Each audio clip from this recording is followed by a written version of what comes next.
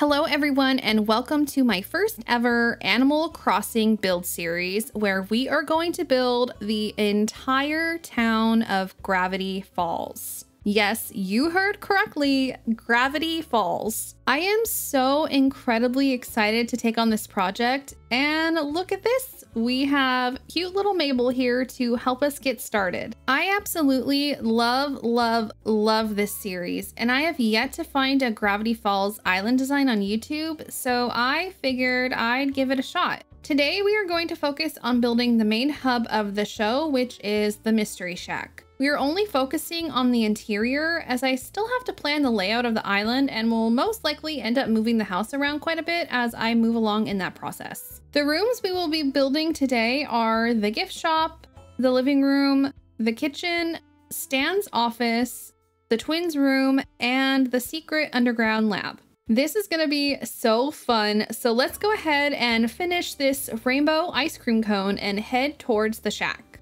Here we are, and I've designed the outside of the shack to try to represent that wooden A-frame design from the show the best I could with the limited options available, but we'll discuss the exterior a bit more in future episodes. Also, if you haven't watched the show, why? Why not? Seriously, go watch the show, please. It's amazing and still holds up to this day. For now, let's head on in and start our first room build. All right, since we have Mabel to help us out, I think we're going to head upstairs and build the twins' bedroom first. Also, just wanted to make it clear that I did in fact pre-build these rooms ahead of time to kind of get a feel for what I wanted to do, because it took me so long to make up my mind on what items I wanted to use based off of reference photos from the show and millions of different screenshots that I had to take. So I'd say about 90% of each room was pre-thought out to save time. I also created some pixel art for the rooms. You're going to easily be able to tell which art is mine and which art is from other creators because, oh my god, I'm not good at pixel art. It's so much harder than I thought. Oh, I'm so excited. Okay, first, let's choose the flooring and wallpaper. In the show, the kids' rooms are up in like the attic area of the house, I suppose. But the flooring and the walls are all made out of wood and they are like this lighter color from what I can tell. I wanted the walls and floors to be cohesive, and the only wallpaper and flooring that mesh together well is the wood knot flooring. I think it looks nice and fits well, even if it is a tad bit darker than I hoped it would be. I also added a partition wall to section off a small part of the room, as there is this closet type area in the show. Their room was basically a secondary storage room before they came to visit for the summer, so this will help create the storage part of the room. Next are the beds, and I wanted their beds to be different from each other because that's how they are in the show. Dipper's bed is a bit more simplistic looking, and Mabel's bed has a cute wooden headboard, with each bed having pink and blue blankets respectively. I found this bed that I customized to have a blue blanket, even though the mattress color was a bit gray, but I really like this bed choice for Dipper because the bed is a bit messy and so is he.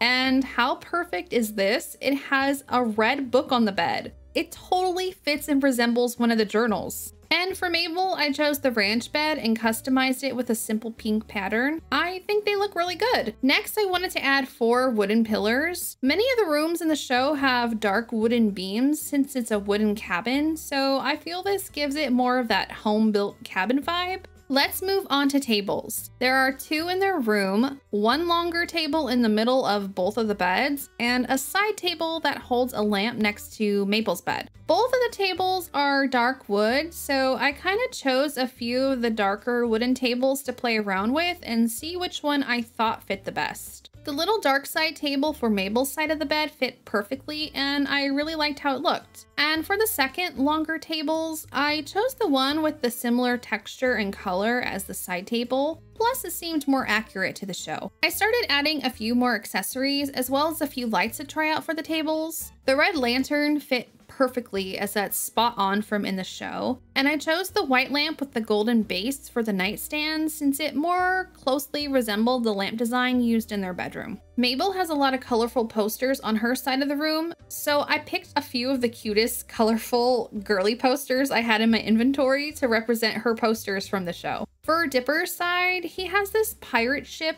in the ocean painting hanging above his bed, and the closest thing I could find was this lake on the water painting called the Mysterious Painting, which is quite fitting. Also looks like the creepy island in the middle of the Gravity Falls lake from the earlier episodes, so I think it works really well. I added a stack of books to the main table, another cute poster, and this puppy TV to Mabel's side of the room. You can see in various stills that she has what looks like a yellow teddy bear face pillow that's a decent size, so I thought this was the perfect item to stand in for that. Now for some really cool pixel art that I found. I found these windows that a creator made that looks exactly like the windows in the kids' bedroom. They're nice looking because I didn't create them.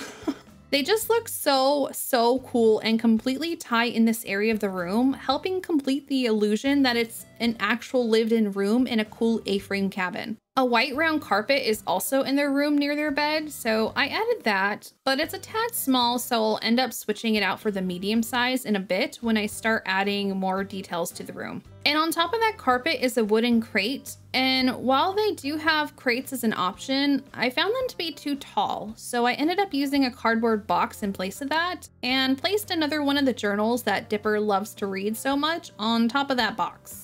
Next, I just started adding a few more of the accessory items for the room, including the standing mirror that you frequently see in their room and Mabel's suitcase. I'm really happy with how it's coming along so far. All right, let's add a game machine to the room. There is a half-covered, broken game close to Dipper's bed upstairs, but it's like a whack-a-mole type of game, so we can't add that because it simply doesn't exist in Animal Crossing. We can use this opportunity to add a little Easter egg. In the show, there are 3 episodes that feature video game characters: Giffany, the Street Fighter character that beats up Robbie, and the pinball episode.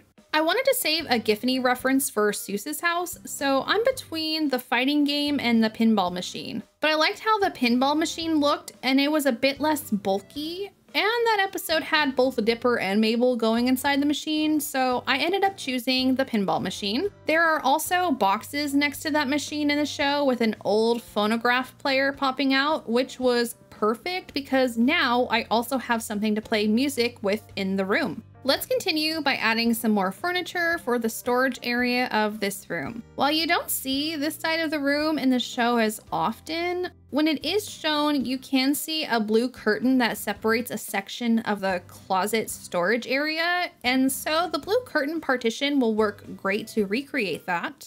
There are also a lot of shelves and higher up sections with boxes and random items, so this shelf item helps to add a bit more of that junk/storagey aspect to this area. I added a few more boxes to this section to further fill it up and emphasize the storage aspect, and a gnome, which I'm going to put in the closet as an Easter egg. They are still secretly watching and hoping to make Mabel their gnome queen. A few more items were added to fill out the storage area, including some old tires, a treasure chest, and a ventilation fan, all of which are actually in this area of the kids' room, so that's awesome because my goal is to try to recreate these rooms as accurately as possible. From there, I just started picking a few more items to make the room feel more lived in. Toys, food, clothing, and accessories that I'm thinking may go well with Mabel and Dipper's personality. Some items around the room include a scrapbook, which Mabel writes in all summer and comes in clutch last episode, a makeup pouch to represent all the sleepovers with Grenda and Candy where they put makeup on each other, and unfortunately sometimes Dipper, some cowboy boots that Mabel has by her bed, and a bag of cheesy snacks that represent the cheese boodles she loves to eat so much without using her hands. For Dipper, I added some dirty socks scattered around the room as he tends to leave dirty laundry on the ground, and his tan backpack that he usually has with him. Obviously, he doesn't have as many accessories as Mabel, since the journals are his accessory of choice for most episodes.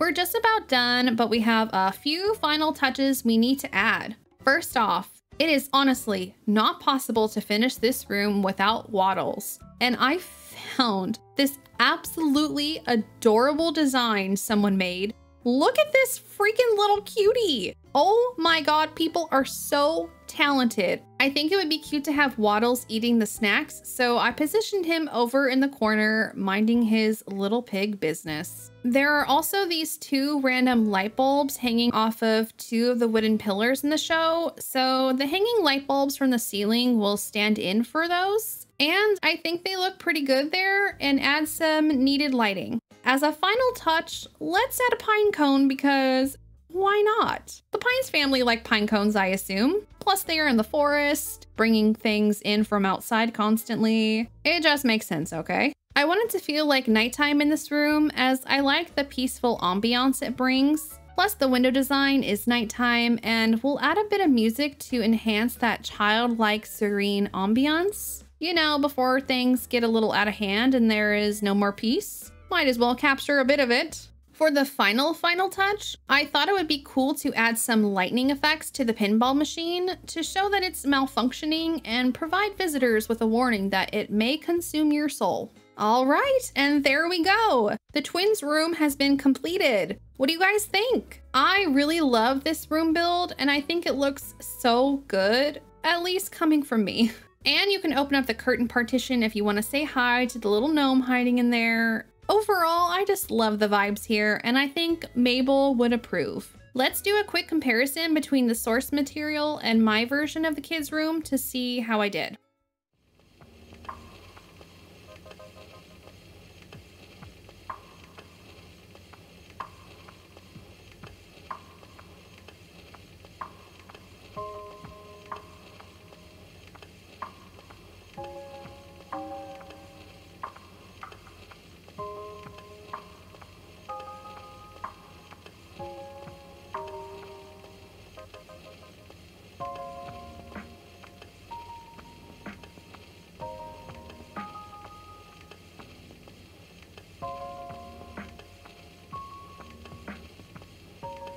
All right, let's go downstairs and move on to the next room we're going to design in the shack, which is the living room. Little Miss Mabel here is going to use her brilliant design skills to help us put together this living room, which is also another main hub of the show. This room is a tad smaller, but it should still work fine. We'll start out by setting our foundation, which is the flooring and the wallpaper. So for this room, I had to create a few custom codes, one which still needs a little bit of tweaking, but looks acceptable for now. The wallpaper in the living room is sort of a blue plaid pattern, so I went ahead and designed that as it wasn't very hard as it was just a bunch of lines, and I think it turned out pretty decently. Also, there is an accent wall in the show where the couch sits, and it's a stone wall, so I went ahead and added the rustic stone wallpaper as an accent wall, and it's looking good so far. Now, here is where I'm a bit iffy on my design skills. There are wooden panels bordering all the wallpaper in the living room, so I went ahead and designed that, and while the pattern repeats seamlessly, I don't think I nailed down the realistic wood texture I was going for. I think I may need to play with the colors more and tone them down. Hey, I followed a wood design I found and altered it a bit, but it never ended up looking like the original I was referencing. Ah, well, it doesn't look too bad, right? Last bit of foundation work is the floor, which is a medium darkish wood flooring. And I found the old board flooring worked perfectly and provided the look I was going for. I also added the custom designs for the window / glass stain box thing, but I'm actually quite happy with how this one turned out. I may want to try to tweak the trees in the right design since they kind of look like sticks, but they look fine. There are supposed to be trees in the distance if you couldn't tell. Now let's add all of those items. There are a few different wall items to add for the living room, so I'm just going down the list trying to remember exactly what I used, but I'll explain what they represent as I put them in their final spots. This pendant flag represents the pendant flag Stan has on the wall, but it's orange. And this plaque represents the H plaque, but it's blue. There is a candlestick on the stone wall, so that's why that's there. And in the show, there is a hanging owl clock, but we can't hang the owl clock item in Animal Crossing, which is so disappointing. So I replaced it with a cuckoo clock, which works just as well. The last item for the wall is an AC unit, which I'm not sure if it's a heater or an AC unit in the show, but we're just gonna go with an AC unit. All right. Next, we're going to add 4 of the dark wooden beams to give it that custom-made cabin feeling like we did in the bedroom. So up first, we have the dining table, which is in its own little nook in the show with a stone wall behind it as well. I don't have enough room to put up a partition, and we can't put wallpaper on partition walls or hang anything on them, which is honestly such a bummer. But regardless, the table looks good here. The chairs are a simple metal and yellow plastic variety, so the school chairs work perfectly here. Grunkle Stan has that old school TV in his living room, and luckily we also have an old-timey TV to use from our list of furniture items. For the infamous yellow chair Stan always sits in, I decided to go with a comfy looking yellow couch because they do not have a yellow fluffy chair in this game, unfortunately. Also, I found that the lighted display stands work great as a stand for fish tanks. There is one large fish tank on a solid wooden stand in the show, but you can't place the larger tanks on top of objects for some reason. But I think putting the 2 display stands together looks better because it looks more like the giant fish tank stand represented in the shack's living room. So this one was hard. In the show, there is a cool giant T-Rex skull next to the giant yellow chair that serves as decor as like a side table. The T-Rex head in Animal Crossing is on a stand, so that doesn't really work well. I did find this cow skull head piece that for me seemed to fit the vibe the best because of its height and the look and the feel of it. Next, we need to add the missing side table that holds the lamp next to the sofa, which is just a simple wooden table and a lamp with a golden warm tone, and this antique one seemed to fit the bill pretty well. Now, there is a light yellow carpet in the living room that separates the couch area from the dining area, but again, there are no yellow carpets in this game, which is such a bummer again. The closest thing I found were these large orange rugs, which fit width-wise perfectly, but honestly, I just did not like them at all. They clash too much. I don't know. Do you guys like them? I just prefer to put the smaller white carpet there, as there is also a smaller white carpet on top of the yellow carpet, and it just looked better in this space. Let's finish by adding the last few details to this room. So I added some cards to the table as, well, Grunkle Stan is a betting man, you know. It fits the room's aesthetic.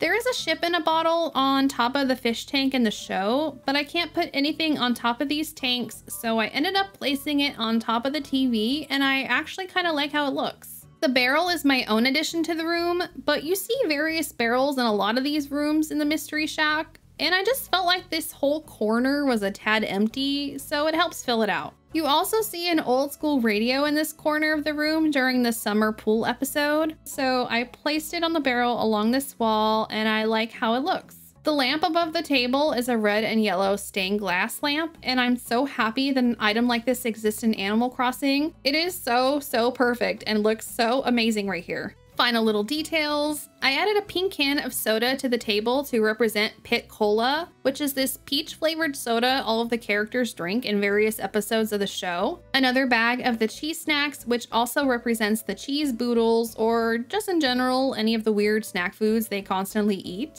And to finish off the room, we are going to add 2 gyroids to the wall above the fish tank, which represents the 2 creepy shrunken heads that sit on top of the fish tank. They fit in quite well and really resemble the shrunken heads in Stan's living room. All right, we are officially done with room number 2. I think this room also came out really wonderful, and besides the yellow missing carpet, I think it looks pretty accurate. Do you guys think I did this room justice? It really feels lived in, and all it's missing is more Pit Cola cans and snack boxes on the ground. I can totally see Stan watching The Duchess Approves on the black and white period piece Old Lady Boring Movie channel, against his will of course. Or everyone is gathered around watching Ducktective.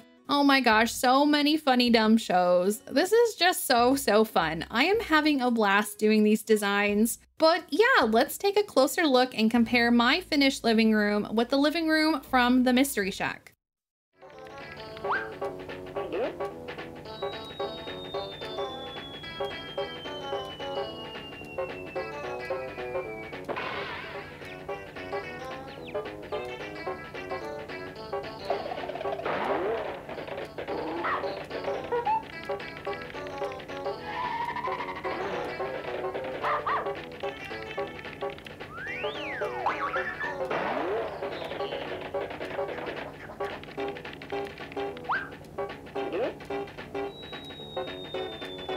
2 rooms down, 4 to go.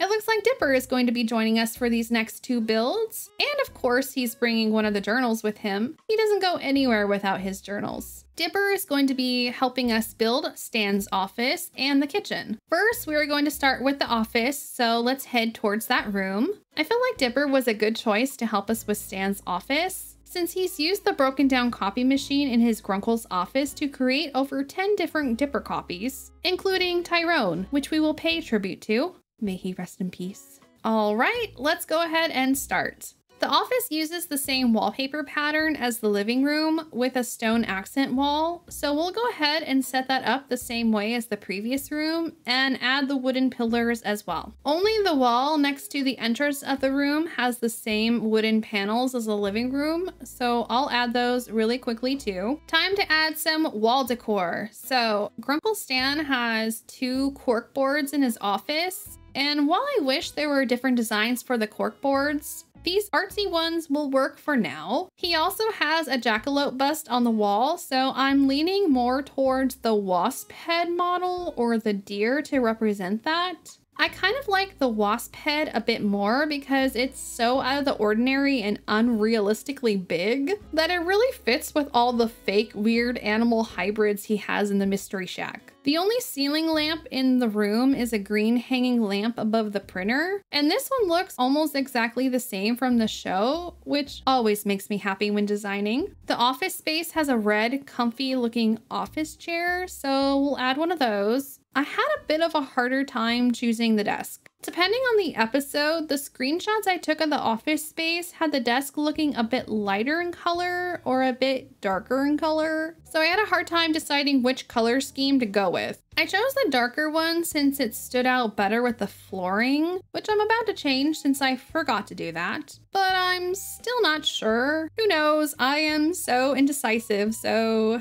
stay tuned to find out, I guess. I started selecting the various shelves and cabinets for the left side of the office, which I could also not decide what items to ultimately use because none of them really looked like the bookshelf in his office. It's a lower, long bookshelf, and I tried a few items to see which one I liked better, but I ended up using the singular long bookshelf that has only a few books on it because of the size and the color of the item. But I still had some fun with it and customized a photo of Bigfoot in the frame. It's fitting for Stan, in my opinion. Quickly, through this edit, I'm going to go through all the items and haphazardly place the ones I'll be using to decorate. It takes so long to go through when my storage is almost at the maximum 5,000. My god. The banker's lamp is the exact lamp Stan has on his desk too, which makes me excited that this is the second light in this room that is basically a replica from the show. His desk also has a white rotary phone, so there we go. Complete accuracy. There's also an owl figure on the bookshelf, and that's where the owl clock comes in handy, and a metal trash can near his desk that's overflowing, and some paper documents are placed next to the cute little owl since I believe he has papers in that section of the bookshelf. Stan has a safe in his office that's gray, so we're going to add that. Just don't tell Gideon what's inside the safe. Next to the safe are a lot of boxes, some with skulls popping out of them. So I used this opportunity to put the skull radio on top of a packing box to use for some much needed music in this room. I added some more papers on top of the safe, although they are shown placed inside of a box, but close enough. And hello again to our friend, the barrel, used as a chair in an episode with Mabel in Stan's office. And we can't forget about the all-important printer. I placed that bad boy in the corner where it belongs because we're also going to add some scattered papers on the floor nearby to help show that the printer is malfunctioning. I also added this long gray locker in place of the long gray filing cabinet he has. A few more boxes are placed next to this locker to help fill out the room. Also, like I've stated, there are boxes everywhere in the shack, so it feels fitting. Now let's add some music and some electricity effects to the printer to help make this space pop a bit more. Awesome, awesome. We are just about done, but there is something we have yet to add that would be an absolute crime if we forgot. And that is an object, a memento to memorialize Tyrone. This was his birthplace after all.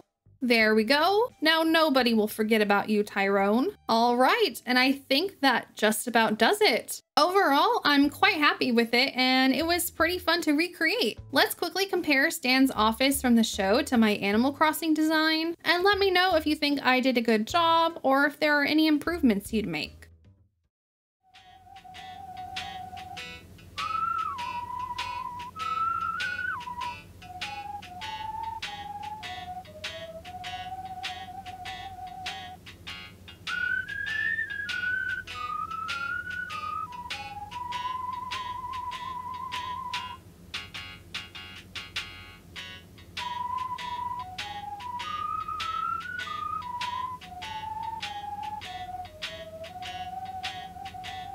Let's make our way to the next room we're designing, which will be the kitchen.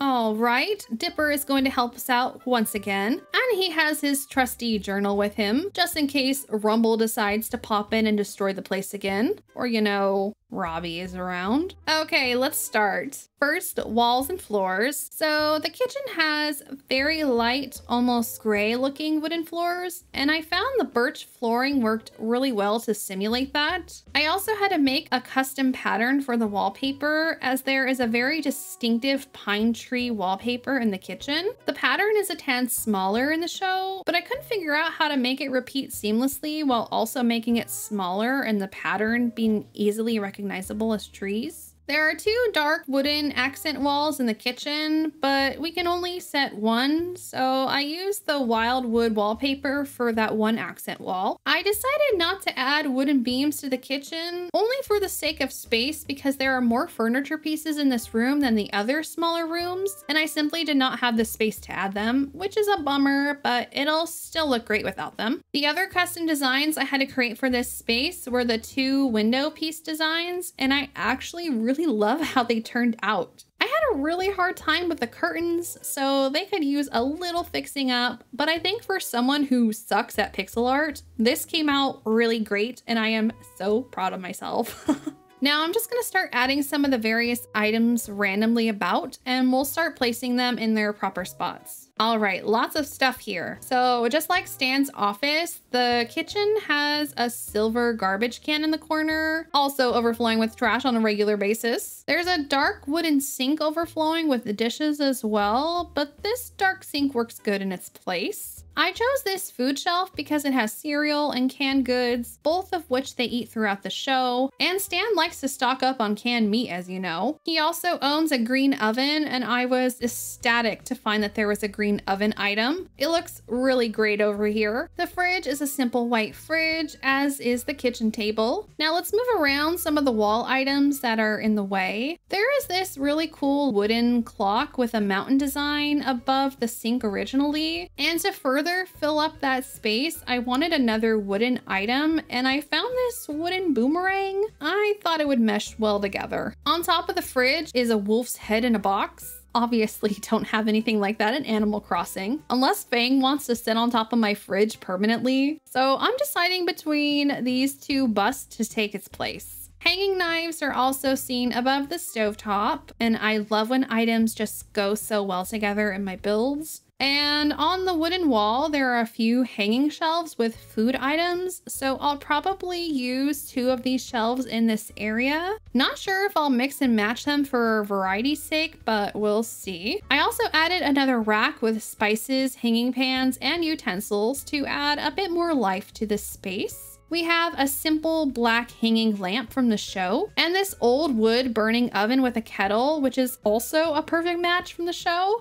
How lucky am I? The chairs in the kitchen are pretty similar to those used in the living room, so these school chairs work really well in this space and give off that rundown, I don't really care look that is emphasized a bit throughout the house. Above the stove in the show, there is a hanging black lantern, and unfortunately we can't hang the lanterns or place them on the wall. So in place of that, I'm going to place this black light above the stove. Looks good. As for the bust taking the place of the wolf, I went with the deer head. It just filled out the space a bit more, and I opted for the 2 different colored wooden shelves, as I kind of like the lighter colored bottles on the top shelf, kind of making it look like the food has been gathering dust up there for a long time, and the bottom shelf contains the newer, more frequently used food items. 2 of the walls contain light switches, so I'm gonna fix their placements a bit, and we'll add a few more detailed items to the room. Okay, to start,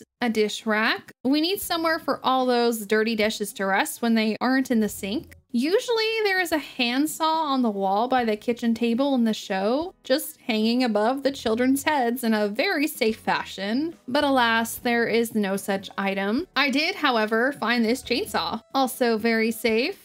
I added an old-timey radio on top of the fridge for added ambiance, some firewood next to the wooden stove, and some more canned meat. Gotta stock up for the apocalypse. Next to the fridge is a red gas container. This kitchen is just full of safety hazards, and I love it. And we'll add a few things to the kitchen table. A can of soda representing the pink pit cola they always drink. A tissue box that is being used as a napkin holder. And I also added a carton of milk since they eat cereal a lot. And I wanted some sort of breakfast food item on the table. These really pretty pink glass bottles also represent the glass bottles of Pit Cola that are sometimes shown in the show. And in an episode I took screenshots of, some were sitting by the stove, so I placed them there and it gives this room a nice pop of color. I also placed a skillet on the stove where Grunkle Stan makes his stand cakes.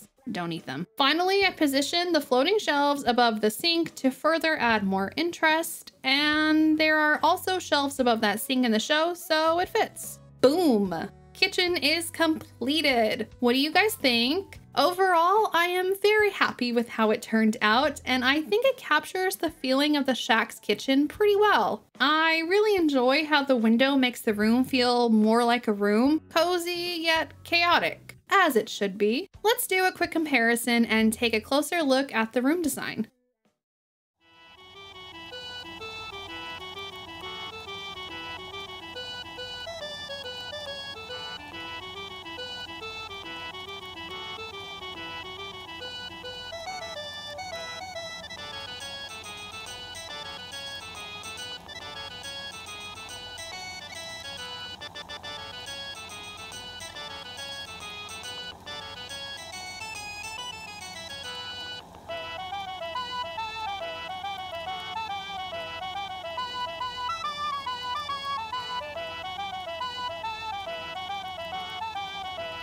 Yay!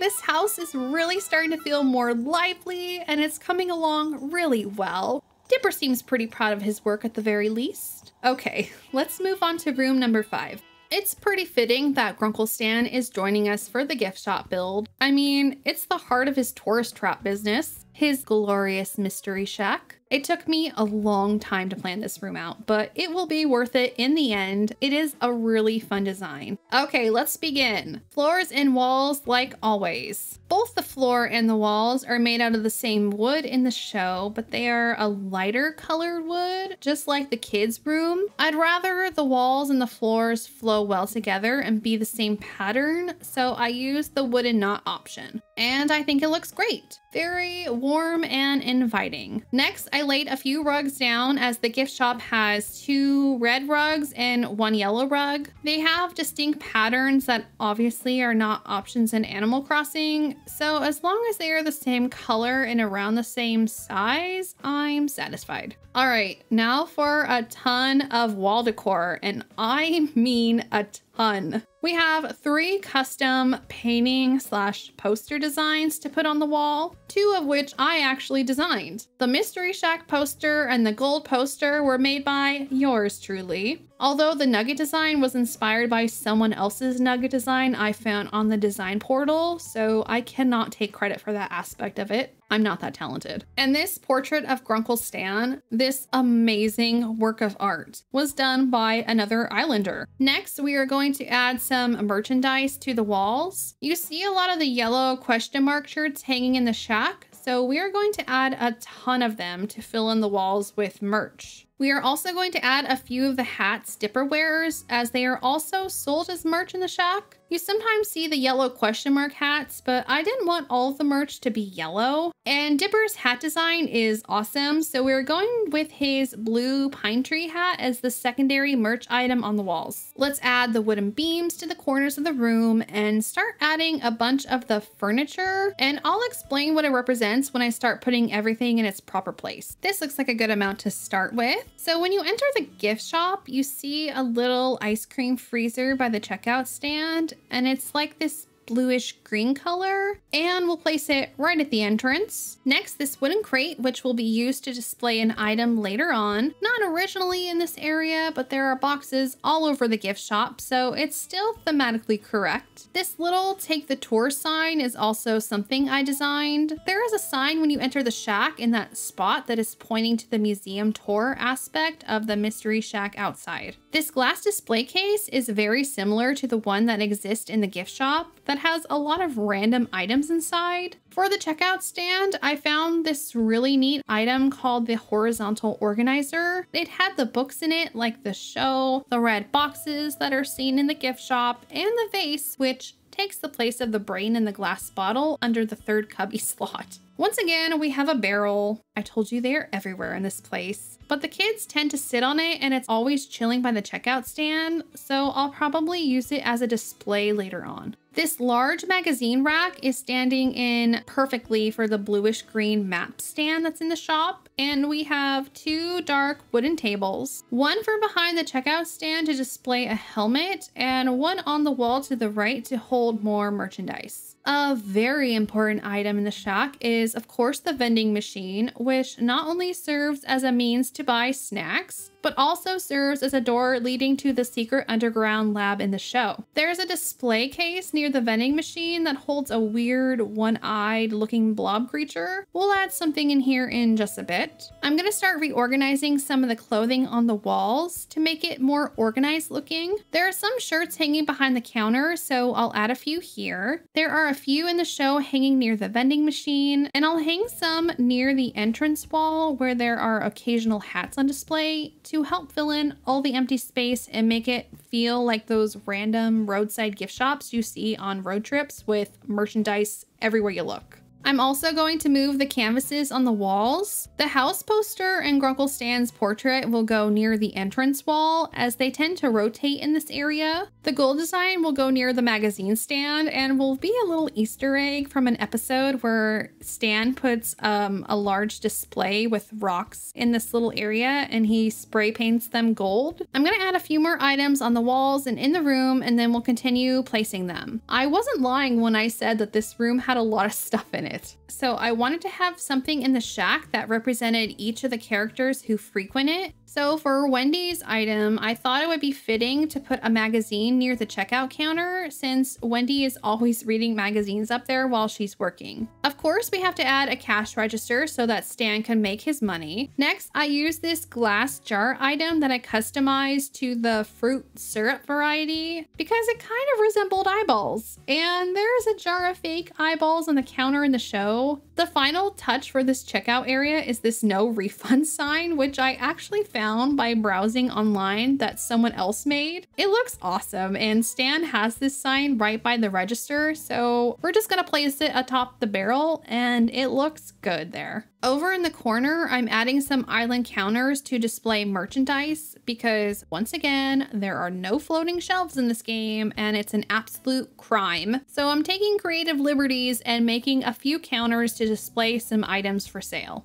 In a few of the episodes, you can see snow globes for sale on the hanging shelves, and throughout the shop, you can also see little red gift boxes with question marks on them. So I customized two of the music boxes with a red color to mimic the red boxes you see throughout the gift shop. For Seuss's item, I picked a toolbox since he's the fix-it man and placed it on top of the vending machine. The gold nugget is meant to be a few different references. One, I had this item specifically for Stan because he's always telling everyone to buy gold. 2, there is a green crystal node in the gift shop you can see hanging on the shelves, and so I wanted this item to stand in for the green crystal. And 3, I thought it would be kind of funny that there is an actual piece of gold hiding up high while the fake gold is being sold to all the tourists passing through. I mean, Stan is a grifter after all. Let's reorganize some of the wall items. The lion's head is a stand-in for what I'm going to assume is a giant eagle head on the wall. The mobile in the corner will go near the windows, which also in the show have a single string of paper ornaments. I removed some of the shirts and reorganized the hats neatly on this wall and placed my custom-made window designs in this section. These are the simple white windows in the gift shop. Also, I had to add a security camera in the shack because we know one exists based on later episodes. I also added this white sconce light that is similar to the one on the wall in this area, but I placed it above the doorway and I really like how it looks.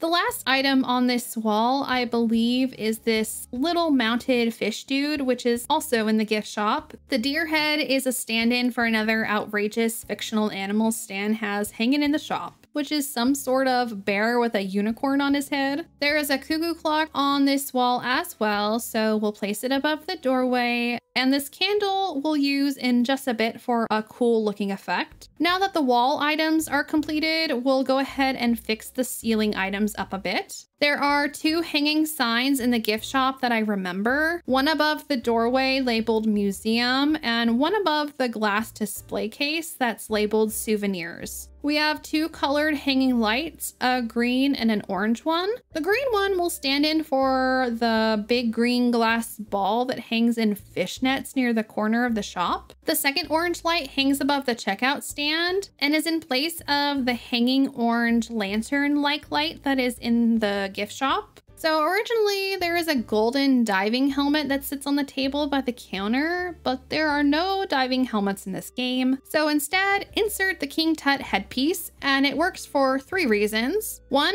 it's gold. 2, it fits the theme of the Mystery Shack. And 3, there is a tapestry on the wall in the show that features the head of King Tut. So this is an homage to that royal tapestry. Let's finish the gift shop area by adding 2 shorter counters, and we'll add the Nutcracker toys here, which represents the little Stan Pines bobbleheads that he sells in his shop. I repositioned the glass display case, added a few boxes behind the counter because there are boxes of half-open merchandise in this corner with books and clothing on top, which I will also add some plaid red clothing in this section to recreate that unpacking look. I added books for sale in a messy stack on top of the display case because I couldn't add them on the boxes. Added another one of those red surprise boxes, and finally placed those nutcrackers. Stan's bobbleheads. Usually on top of this display case, you'll see stone tablets for sale, but I can't place this object on top of the merch case, so it'll go beside it. And this little Jyward guy was something I wanted to add because a weird little moving creature like this seems like something that would be in the Mystery Shack. Next to the glass merchandise case is a postcard stand. So I wanted something tall yet mysterious to take its place, and I found this cool giant mushroom light. Next, I finally placed the carpets in their proper spots and added the last few items for the Mystery Shack's gift shop. I added this tension pole rack in this corner to kind of mimic the large ladder in this section of the room. I put this gold Dharma dude in the glass display case, and I like that it's the same color and shape as the creature in the show. We can get rid of these extra boxes as they aren't needed, and let's go ahead and place this gold mining cart over in its proper corner. For Dipper and Mabel's items, we have a red pocketbook that's open with pages that look like it could be from the journals. So that's Dipper's item. And Mabel's item is the cute little stickers placed on this crate because Mabel is always placing stickers everywhere. And when I saw this as a customization option, I knew I had to use it somehow for Mabel. I'm gonna get some music on this skull radio really quickly and use it as an item on the tension pole. And the cool thing is I can place this candlestick right behind the pole, and now it looks like the candle has melted on top of the skull. There is a skull with a melted candle on his head in the show on a hanging shelf, so I'm a little giddy that I was able to find a way to recreate that. All right, and I think we are done. We completed the gift shop, and oh my gosh, what do you guys think? It looks so good. I am so happy with how this room in particular came out, and I think it may be my favorite so far besides the twins room. Grunkle Stan seems to approve it anyways. Let's do a quick comparison from the show's gift shop to my Animal Crossing gift shop and see what y'all think.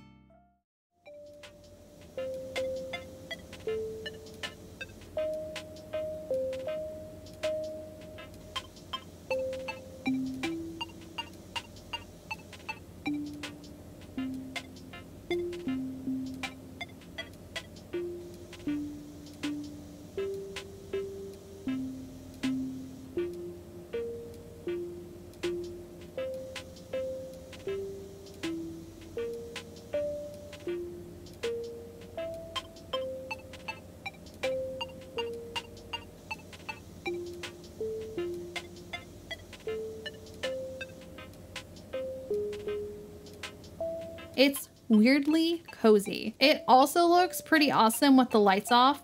This is totally the perfect place to bunker down at during an apocalypse, wouldn't you say? We have one final room to design, and this one has proven to be the most difficult for me out of the 6 for a multitude of reasons. Let's go ahead and head downstairs.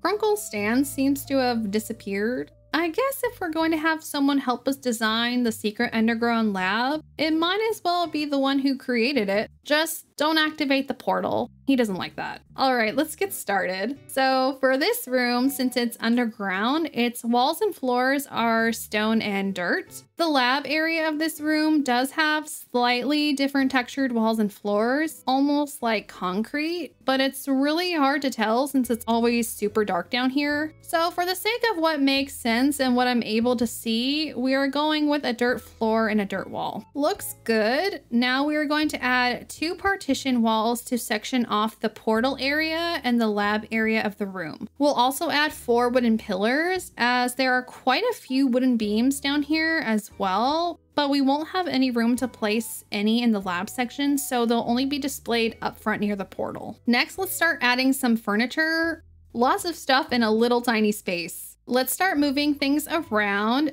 So these 2 science pods, I was thinking about using them for the portal lights, but it looks like water and not a light beam, so I removed them. In general, I had a really hard time designing this room because it's really hard to see what's in the room.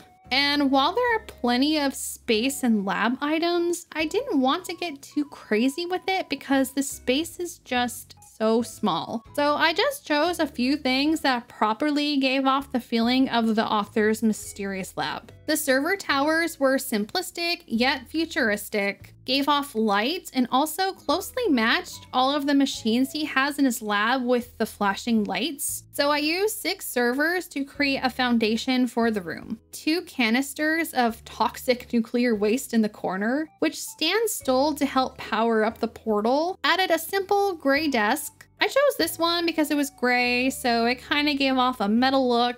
Next, I placed this other piece of technical equipment next to the desk that I customized with the glowing symbol that is usually on the right side of the desk in the show. I really wanted to make sure I added that symbol because it is important and it's a fun little Easter egg. To fill in some of the gaps, I found these cool metal pipes that don't take up much room at all, so I placed them behind the toxic waste canisters to add some more interest and movement into the room. Another piece of machinery I used was the inspection equipment item. I liked that it had wavelengths on the front of it, as if it was monitoring seismic activity or something similar to that. I used 2 to balance both sides, and they look great in the dark, providing more ambiance to this pretty dark room. Last giant piece of equipment for this room is the amazing machine item. It looks like a piece of research equipment the author would use for experiments and such, and I can place items on top of it, which will be quite important. The green chair for the desk is also from when Stan used this desk.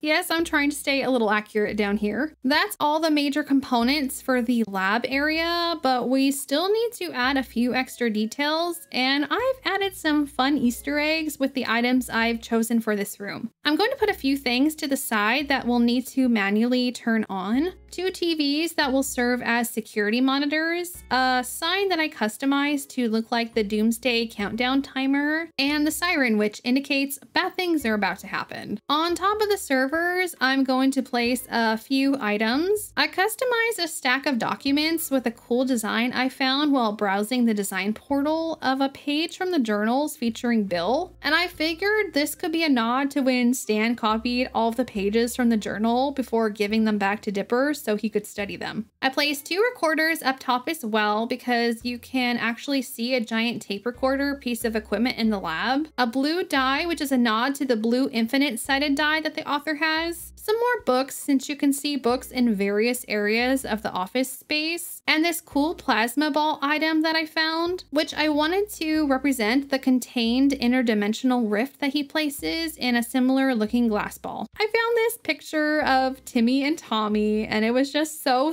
perfect to stand in the place of the photo of Mabel and Dipper that sits on the desk. And of course, I had to add one of the author's journals. It would be a crime not to do so. I'm gonna go ahead and turn all this stuff on and place it as well. Also forgot to mention, I added a pile of cords and wires on the ground because you see a lot of wires all over the lab, and more books because of the reasons I mentioned before. It adds to the chaos. I wanted the siren and the timer to face towards the portal area. I know there are 2 timers, one in the lab and one outside by the portal, but I can't place this item on the wall. And again, no stickers on partition walls either. All right, we are done with this section of the room. You guys think I captured the author's lab pretty well? I'm overall satisfied with how it turned out. Next, we'll focus on the portal area of the room, which won't take nearly as long. The flooring in this space is a tad bit rocky, and I wanted to add a bit of interest and make it really feel like it was far beneath the ground. So I added a few of the larger rocks to add a bit of volume, and 2 of the floating asteroids because everything starts to float when the portal is turned on, and I thought it looked really neat in this space. For the portal light beams, I went with these light blue spotlights because, well, it's the closest thing I could find, and honestly, when the lights are off, the glow it casts near the soon-to-be portal looks really awesome. Of course, I had to add the big red button to turn off the portal. There needs to be at least one big red button in a lab, and well, lucky for me, it fits perfectly in this space since it exists in the show, although it's more of a switch instead of a box, but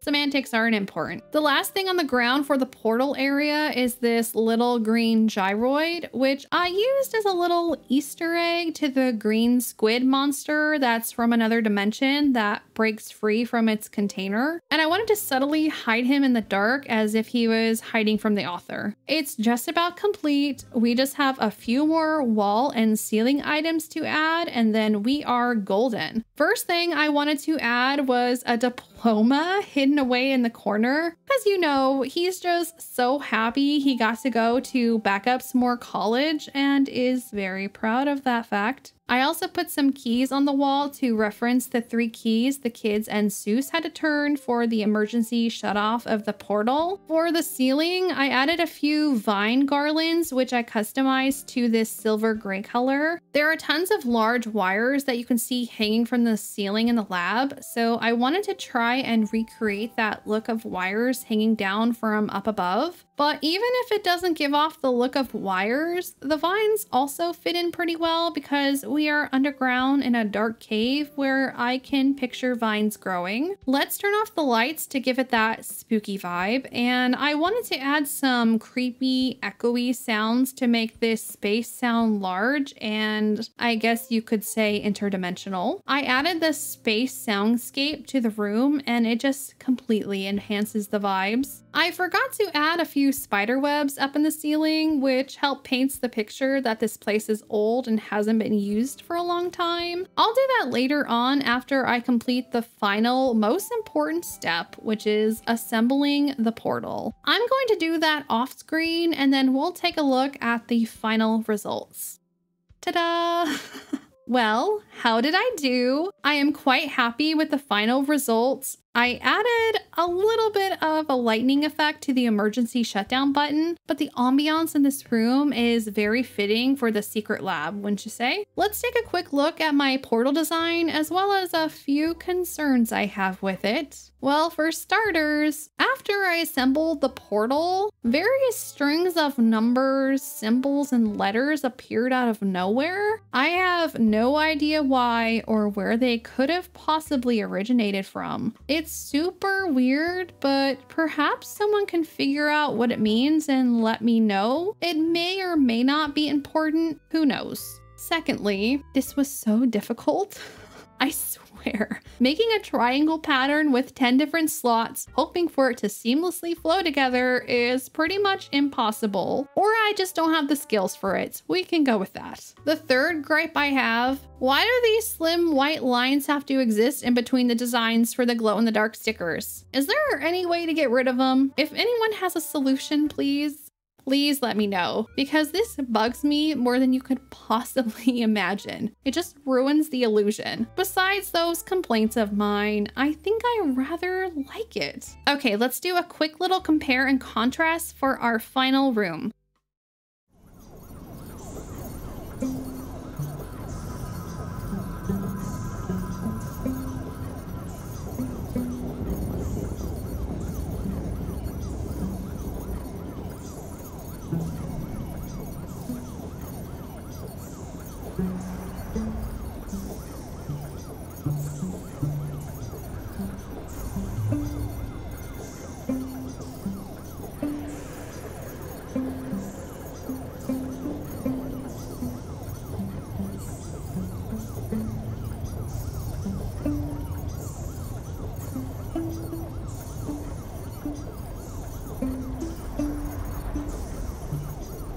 The author doesn't seem too excited that the portal has been activated again, but don't worry, I'm sure he knows what to do. But yeah, I'm happy with it. He seems happy with it, and that's it, guys. We have built the Mystery Shack. I'm overall just thrilled with how everything turned out. It feels lived in, warm, mysterious, and honestly, just so pretty. Please let me know what you guys would like to see on this island. I would love to hear your ideas and get some inspiration from you guys. I'd also really appreciate it if you'd leave a like or if you could press that little subscribe button down below if you've enjoyed the video. We'll have more Gravity Falls in store for the near future. Thanks so much, everyone, and I will see you in the next video.